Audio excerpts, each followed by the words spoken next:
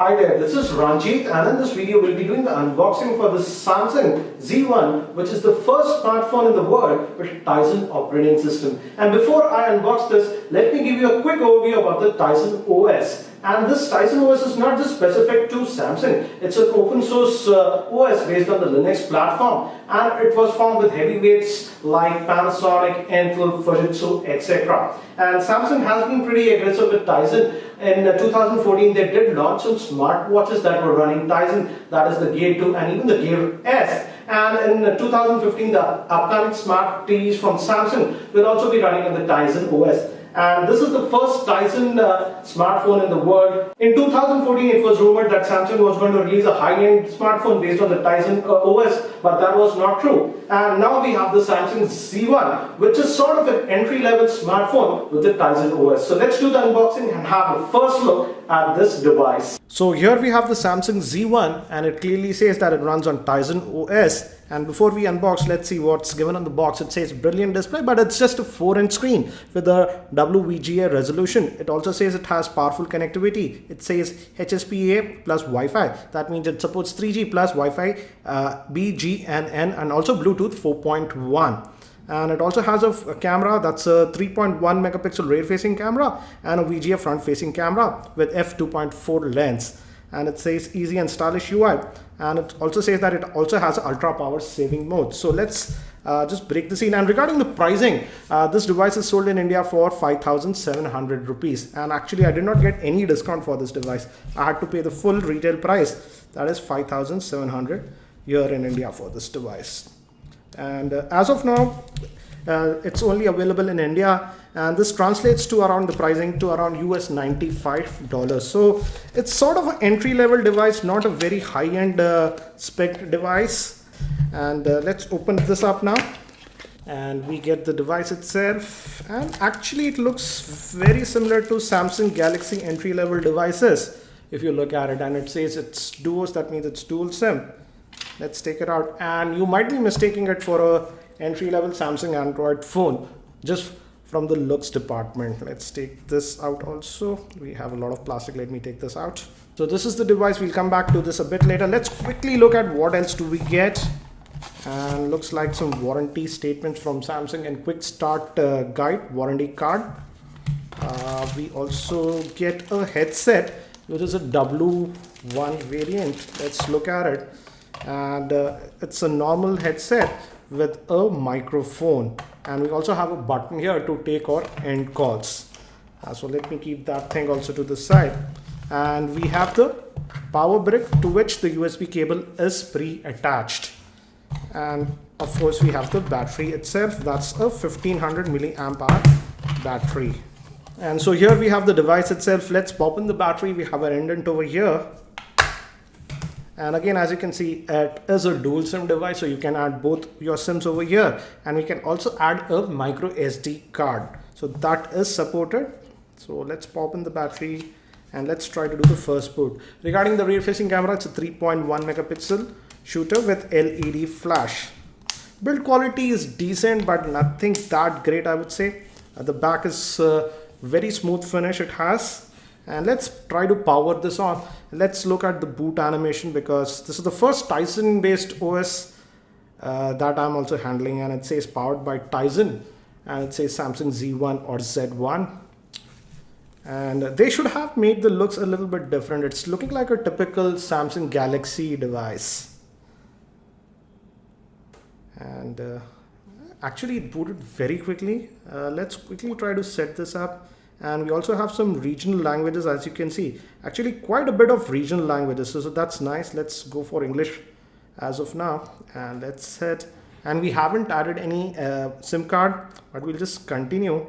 And I'll just connect to my Wi-Fi network and we'll be back. And it is connected to my Wi-Fi network, and surprisingly the keyboard was pretty responsive. Let's just quickly just set this up, and let's allow it. So looks like we can't skip this, so I'll sign up with my Samsung account and we'll continue. And I just signed up with my Samsung account, and it says it can restore. I won't do that. And we can also access Dropbox account. So it says whatever username. Let's just continue. And this is the first boot screen.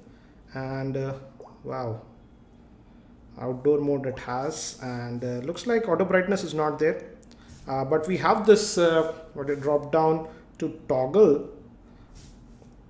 Yeah, so it looks like what do you say, Samsung based Android device, this sort of interface. And if we just swipe to the right, we get access to apps. These are the apps that are pre-installed, the browser, and this is the app tray. So this is how you access the app trays, and these looks like the top 8 look like quick launch. So the interface is definitely a little bit different.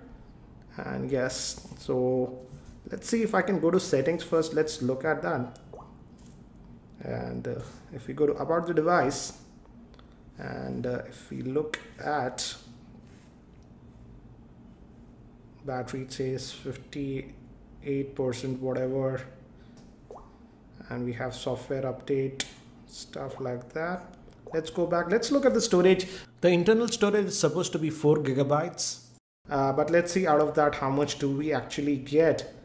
If I can locate the storage tab again, it's a new OS completely.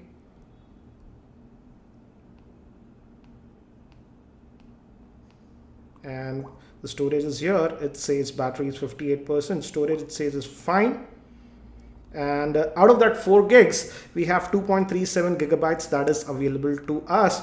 But we can also add a micro SD card to this device, and I will be adding a micro SD card later on and see if we can install the apps directly to the SD card.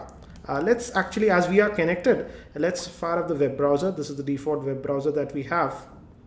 And let's try to go to rediff.com. And this is the keyboard. The keyboard is actually pretty responsive. And this is surprising, it loaded it actually pretty quickly. So this is the mobile variant that we have, and yeah, we can go to the desktop mode,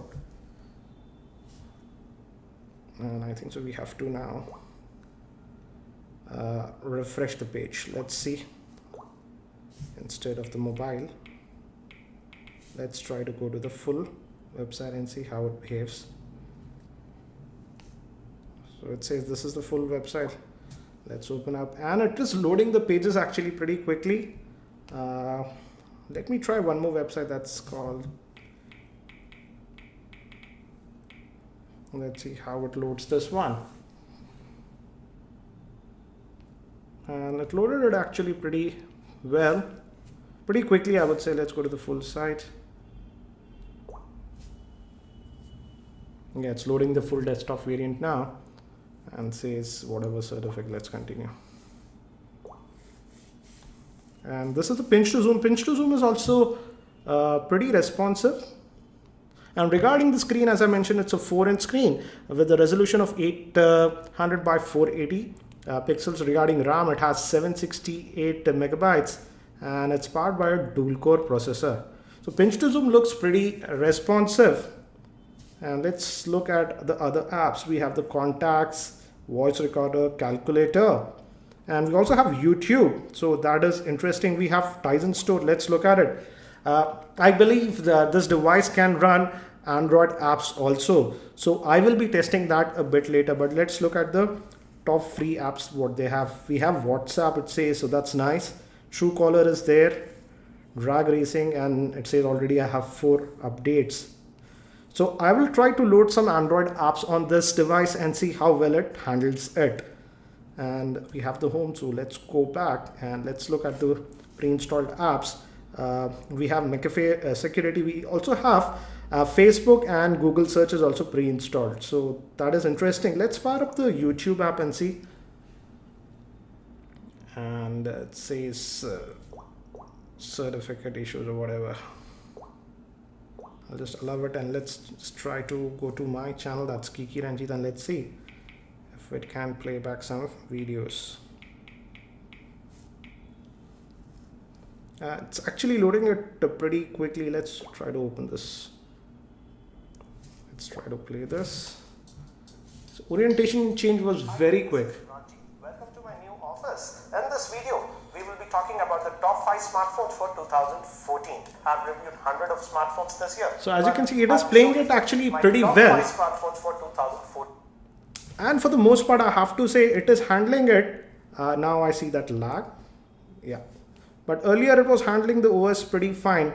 So let's also look at the camera. The camera is a 3.1 megapixel rear facing camera. Let's quickly have a look at it and let's see how it handles it. The front facing camera is just a VGA camera, so I don't expect too much, but let's look at this one.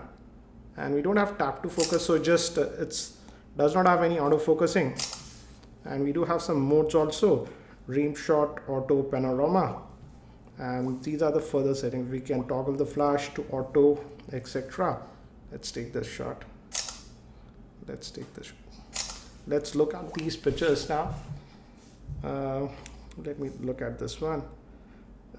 It's a little bit blurry to my liking, but again, I will test the camera outdoors also. Indoor shots, it looks a little bit blurry, I would say. So that's it for now for this very quick unboxing of the Samsung Z1 based on the Tizen OS. If you have any specific questions around this device, do post them in the YouTube comments and I'll try to include them in my review. Thanks for watching this video. This is Ranjit and I hope to see you in my next video.